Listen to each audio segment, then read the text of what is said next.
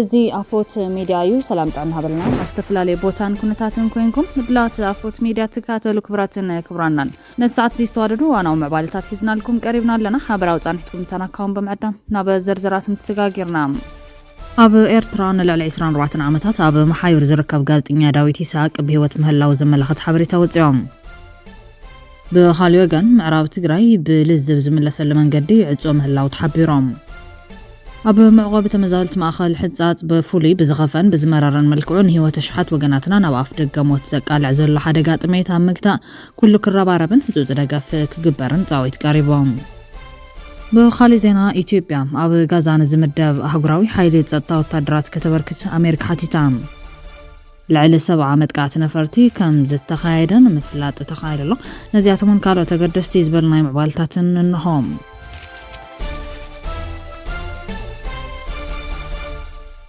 بقدامنت أب معرفو نفرتي ميجر جنرال حيل مرأة بالعل 11 مليون دولار مسفح ترمينال إيسالة الله أب كتما شرن راس لاس زركب معرفو نفرتي ميجر جنرال حيل مرأة كونستراكشن كامباني تشاينا CCC سرح زلو درجة فتات من معزاب لومي بعبيت عدي لمعات كوميتي عبالات بيت مخرن مرر حنتا ختمة أب استرخبوا العدة خيرام أب تعدة ترخيبهم درجة فتات مو باونتان غزالك سرح زقبام مبره زهابو هكاير سرح نايت كامباني إنجنير تخلها مانوت كالاب كم زبلوام معروفا نفرتي ميجر جنرال حيل مرأة درجة زحلو على ملخاب بزخونا قبا ونكسرح منقست فيدرال بزمدبو لعل 11 مليون دولار بجت سرحة مسفح ترمينالن كالوتن تجميرو بزريتن بتصفتن بناي تشاينا كونستراكشن كامباني نتسرحة كمزلو نزيبة استتحزل مدب نكزازم هزبن من محدارن كتما شران راسلاسة كم تلمود أدلاي دقافن كتتلن كقبرلنا يقبايلام كانتوا كتما شران راسلاسة يتقبرو مدهن يوهانس بوغانو مزتجميرو زلو سرحة مسفح ترمينال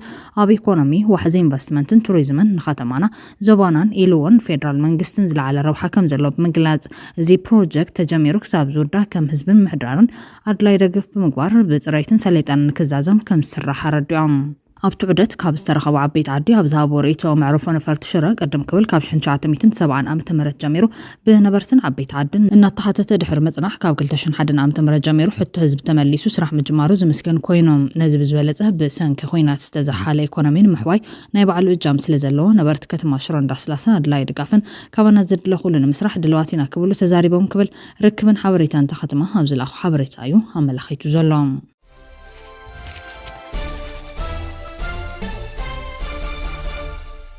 ምዕራብ ትግራይ ብልዝብ ዝምለሰሉ መንገዲ ዕጾም ህላው ተሓቢሮም ኣብ ማዕቆብ ተመዛበልቲ ማእኸል ሕጻጽ ብፍሉይ ብዝኸፈን ብዝመረር መልክዑ ንህይወት ተሽሓት ወገናትና ናብ ኣፍ ደገ ሞት ዘቃልዕ ዘሎ ሓደጋ ጥሜት ኣብ ምግታእ ኩሉ ክረባረብን ህጹጽ ደገፍ ክግበርን ጽላል ሲቪል ማሕበረሰብ ምዕራብ ትግራይ ጸዊዖም ንልዕሊ 5 ዓመታት ኣብ መሪር ስደትን ሕሰብ ምምዝባልን ዝርከብ ህዝብና ክሳብ ሕዚ ዘሕልፎም ናይ መከራ ዓመታት ከይኣክል ሎሚ ኣብ ታሪኹ ርእይዎ ዘይፈልጥ ኣዝዩ ከቢድ ናይ ህልቂት ሓደጋ ገጢሙ ይርከብ ክብል ድማ እቲ ማሕበሬት ተሓሳሲቡ ዘሎ እቲ ንዓመታት ዘለቐ ሕሰምን መከራ حزي هم عقوبة مزاولت ما أقل حزات بفولي بزخفان بزمرار الملكو تغيرهم نيو تشحت وقناتنا نواف دقاموتي قال على الزبالة السبيل محبرة سم عراب تقرأي إذا ما أخل حزات زركبت ما زبال وقنا حزي تساطح لزلون هاي تميت حالن قفتي مجيزي زي بمخان حبيرهم تخونتات كابت زاقم حالفون عفل كتقاتي قسقس بمهلاو نفس وكف النوفيا وسنت حاجز نهيوت حد وقنا كاموت ناي مدحان وين هاي زي مدحان وسن عقم الوازبالة محبر سلازي كم تلال سبيل محبرة سم عراب تقرأي نزاب كرمين تنازر قفزل هيوت المدحان أو اشتعدن وزان تركبوا قناتنا والكسب هافتي منقستان زي منقستان تكالت كومون سبعة ونت سمعكم كلهم وقن بزول سبعوي حاليوت كتواتحلو نتسوعي لهم نايزهز بسقاين نواتن ناي نفس وكفنا حماما قوسلن مخانب بمرده وقنا بتميتنا رقفس ومبال لاب تاريخا حلنا نزحت تطرح زي كونس سبعة ونت نازفتنا اللواني زبالت محبر كل بزلو عقمي يدكم كتزرقحون هزراريت بمراب تاريخ وحلفنتكم كتواتون نايزنتو هز بسقاين نواتن مقلال نايوالهم اجام كتزاوتو عويتنا نقرب لهم إذا ما الاختزين أي ترى حاجة حتى طرح زي كونس نسبة أو نتنان حلنا نتسجبره وسانن هتوتنا هيوت مدحان تعوي تزبلت زلال سبيل محبر السمعة وتكراي لو من تزي ترباريبنا نزرق في هيوت وجناتنا صباح بنوعات كنمل شين خلن سلازي حزن حزن رباره نوجنا كاب حلقة ميت ندحن كول تعوي تعربهم ብልጽግና ምዕራብ ትግራይ ናብ ትግራይ ናይ ምምላስ ድሌት ኮነ ዓላማ የብሎን ብልጽግና ብሓይሊ ፖለቲካዊ ወተሃደራዊ ክኸውን ይኽእል እዩ ጥራሕ እዩ ክምልስ ዝኽእል ውግእ ግድን ኣይኮነን ናይ ሓይሊ ፅብልታ ምርኣይ እኹል እዩ ዝብሉ ዘለዉ ገለ ወሃብቲ ርእይቶም እንተኾነ ግን ትሕቲ ሕወሓት ኮንካ ዝግበር ቃልስኻ ብዜሮ ምብዛሕ እዩ ክሳራ እዩ ምዕራብ ትግራይ ናብ ትግራይ ንምምፃእ ዘድሊ ፖለቲካዊ ወተሃደራዊ ካልኦት ዓቕምታት እንደ ሕወሓት የብሎምን ከም ኣንቢባ ካብ ምርባሕ ወፃኢ ካልእ ትርጉም ዘለዎ ስራሕ ክሰርሑ ይኽእሉን ስለዚ ምዕራብ ትግራይ ኣብ ትሕቲ ሕወሓት ኮንካ ክምለስ ኣይኽእልን ክብሎም ዝድምድሞም እዚ እንተኾይኑ ተሓቂ ምዕራብ ትግራይ ከይተመለሰ መረፃ ኣይነካይድን ማለት ሕወሓት ክሳብ ዘይወረደ ካብ ስልጣን መረፃ ኣይነካይድን ወይ ድማ ብልጽግና መሬትና ፈቒዱን ሓልዩን ክሳብ ዘይመለሰ መረፃ ኣይነካይድን ከም ማለት እዩ ብምባል ሕወሓት በትሕዚ ዘለዎ ቁመና ምዕራብ ትግራይ ንምምላስ ዘለኣለሙ ክቃለስ ምዕራብ ትግራይ ናብ ትግራይ ክምለስ ኣይኽእልን ብልጽግና ድማ ደልዩን ፈቒዱን ናብ ትግራይ መሬት ክምለስ ኣይደልን ካብ ትግራይ ድማ ኣገዳዲ ኩነታትን ሓይልን ክፍጠረሉ ዝኽእል ዕድል ኣብ ባይታ የለን ስለዚ ብልጽግና ደልዩን ፈቒዱን ክሳብ ዝምለስ ኣብ ትግራይ መረፃ ኣይካየድን ማለት እዩ ብምባል ይሕብሮም እዚ እንታይ ማለት እዩ ባዕልኻ መንግስትኻ ናይ ምምራፅ መሰል ዓርሰ ውሳነ ህዝብን ተረጊፆም ብዘይተመረጡን ስልጣኖም ካበይ ከም ዝቕዳሕ ብዘይፍለጥን ተሓታትነት ብዘይብሎም ውልቀ መራሕትን ጉጅለታትን ትግራይ ክትምራሕ ማለት እዮም ክሳብ መዓዝ ዝብል ግዜ እውን ኣይፍለጥን ክብሎም ስጋቶም ዘቕምጦም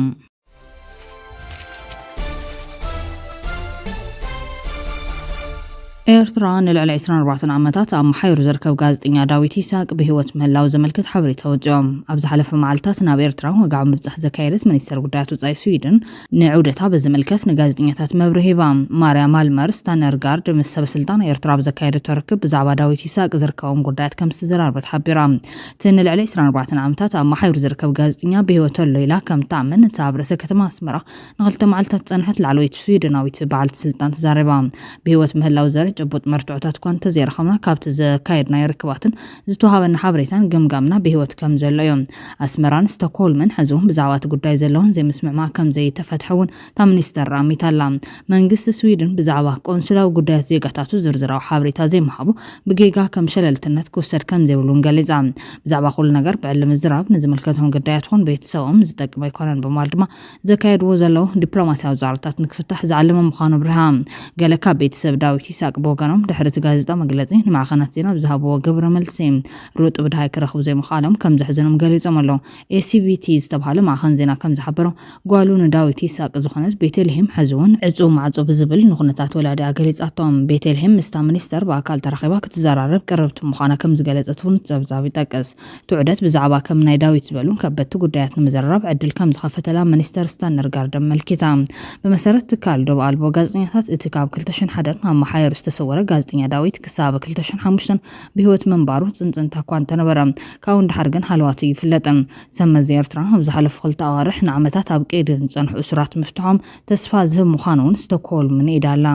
እቲ ንልዕሊ 24 ዓመታት ተሓይሩ ዝርከብ ዳዊት ይስሐቅ ንናፅነት ምግላፅ ሓሳባት ብዝገበሮ ተወፋይነት ሽልማት ሰብኣዊ መሰላት ስዊድን ኤድል ስታም ተዓዊቱ ምንባሩ ይዝከር እታ ሚኒስተር ኤርትራ ኣብ 1993 ብወግዒ ናፅነታ ድሕሪ ምርካባ ናብቲ ሃገር ዝበፅሐት ላዕለወይቲ ስዊድናዊት በዓልቲ ስልጣን ኮይና ኣላ እታ ብረቡዕ ናብ ርእሰ ከተማ ኣስመራ ዛቶት ሚኒስተር ስታነርጋርድ ምስ ኤርትራዊ መዝና ዑስማን ሳልሕ ዝርከቦም ላዕለዎት ሰበስልጣን ኤርትራ ተረኺባ ነይራ ኣብቲ ኣብ ቤት ፅሕፈት ሚኒስተር ዑስማን ዝተኻየደ ርክብ ክልቲኦም ወገናት ብዛዕባ ምዕባለታት ዞባ ቀርኒ ኣፍሪካ ከምኡውን ሰላም ፀጥታን ቀይሕ ባሕሪ ከም ዝተዘራረቡ መንግስታዊ ማዕኸናት ዜና ኤርትራ ሓቢረን ኣብ ኣስመራ ብፀንሐትሉ እዋን ምስ ሰብ መዚ ሕቡራት ሃገራት ከም ዝተረኸበት እውን ወከልቲ ትውድብ ኣብቲ ሃገር ሓቢሮም ኣለዎም ኤርትራ ናፃ ብሕታዊ ማዕኸን ሓበሬታ ዘይብላ እንኮ ኣፍሪካዊት ሃገር ኮይና ኣብ 2001 ሃገራዊ ድሕነት ብዝብል ምስምስ ሙሉ በሙሉ ናፅነት ፕረስ ዓፅያ ትርከብ ኣብ 1987 ናብ ስዊድን ተሰዲዱ ኣብቲ ሃገር ዜግነት ዝረኸበ ዳዊት ድሕሪ ናፅነት ኤርትራ ኣብ 1993 ተመሊሱ ኣብኡ ይሰርሕ ከም ዝነበረ ይፍለጥ እዮም ብዘይ ዝኾነ ሃገራዊ ምርጫ ነቲ ሃገር ንልዕሊ 34 ዓመታት ነቲ ሃገር ዝመርሐ ዘሎ ፕረዚደንት ኢሳያስ ኣፈወርቂ ብምጋስ ሰብኣዊ መሰላት ይኽሰስ እዮም ኤርትራ ታንኮ ቅዋምን ሓጋጊ ኣካል ማለት እውን ሃገራዊ ባይቶ ዘይብላ ሃገር ምዃና እውን ይፍለጥ እዮም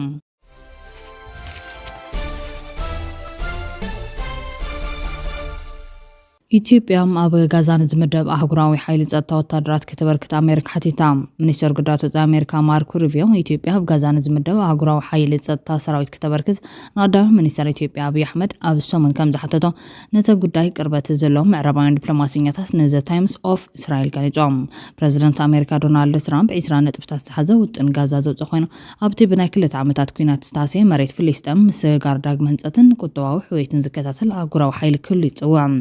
ብዙሓት ሃገራት ነዚ ውጥን ጥንቁቅ ኣተሓዛዚ ዝገብራሉ ዘለዋ ኮይነን ትራምፕ ድማ መሳርዕ ናይቲ ሓይሊ ንምምላጥ ፀገም ኣጋጢሞሎም ብኻልእ ወገን ኣሜሪካ ኣብ ሶርያ ኣብ ልዕሊ እስላማዊ ግሩፕ ኣይሲስ ዒላማ ዝገበረ ሰብኣዊ ድብደባ ተካይዳ ኣሜሪካ ብትእዛዝ ፕረዚደንት ዶናልድ ትራምፕ ኣብ ሶርያ ብልዕሊ ዳዒሽ ሰፊሕ መጥቃዕቲ ተካይዳላ ትድብዳብ ከም ኣካል ናይቲ ተረፍ መረፍ ዳዒሽ ንምውጋድ ዝግበር ዘሎ ሕብራዊ ጻዕሪ ኮይኑ ብፍቓድን ምውሃድን መሪሕነት ሶርያ ዝተካየደ ኣብ ማእኸላይን ምብራቕን ሶርያ ልዕሊ 70 ዝተፈላለዩ ዒላማታት ዳዒሽ ክውቅዑን ከለዉ መኽዘናት ኣጽዋር ማእኸላት ትእዛዝ መደበራት ምሕብዕ ዕጡቓት ከም ዝተደብደቡ ተገሊጾም እቲ ስርሒት ነፈርቲ ውጊ ኣሜሪካ ሄሊኮፕተራት ከምኡውን ፈሊዝ ዝወቅዕ ሮኬት ዘጠቓለለ ኮይኑ ዝተዋደደን ዕላማ ዝገበረን መጥቃዕቲ ከም ዝነበረ ተገሊጾም እዚ መጥቃዕቲ ናይቲ ዝሓለፈ ሰሙን ኣብ ከባቢ ፓላሜራ ዝተፈጸመ ደብያዊ ቅትለት ክልተ ወታደራት ኣሜሪካን ሓደ ኣሜሪካዊ በርጌስ ተርጓምን እዩ ዝካየድ ዘሎ ዳዒሽ ነቲ ቅትለት 3 ኣሜሪካውያን ሓላፍነት ወሲዱሉ እዮም ፕረዚደንት ትራምፕ ነቲ ስርሒት ሰፊሕን ኣዝዩ ዕዉትን ክብል ክገልጾን ከሎ ሚኒስትር ምክልኻል ኣሜሪካ ድማ እዚ ሓድሽ ኩናት ዘይኮነስ ሕነ ምፍዳይ ኣንጻር ዳዒሽ ጥራሕ እዩ በማለት ገሊጾም ሰበስልጣን ኣሜሪካ ተልእኾ ንዳዒሽን እቲ ሽበራዊ ጉጅለ ዝጥቀመሎም ትሕቲ ቅርጽን ጥራሕ ዒላማ ዝገበረ ከም ዝነበረን ኣሜሪካ ዝኾነ ናይ መሬት ወራር ወይ ኣጋር ሰራዊት ምስታፍ መደብ ከም ዘይብላ ኣስሚሮም ሓይልታት ዮርዳኖስ ገለ ክፋል ናይቲ ስርሒት ከም ዝሓገዙ ይግለጹ እዮም ዳዒሽ ዳግማይ ከይጥርነፍን ከይውደብን ንምዕጋድ ተባሂሉ ኣስታት 1,000 ዝኾኑ ወታደራት ኣሜሪካ ኣብ ሶርያ ከም ዝርከቡ ይግለጽ ክብራትና ክብራን ቤተሰብ ኣፎት ሚድያ ነሳት ዜና ከነብሎም ዝሓዝናዮም ሓጸርቲ ዋናው ዜናታት ቀሪብና ከም ቤትና ስለተከታተሉና ነመስገን ላይክ ሼር ሰብስክራይብ ምግባር ቤተሰብ ኣፎት ሚድያ ኹኑ ሰናይ ተመኒና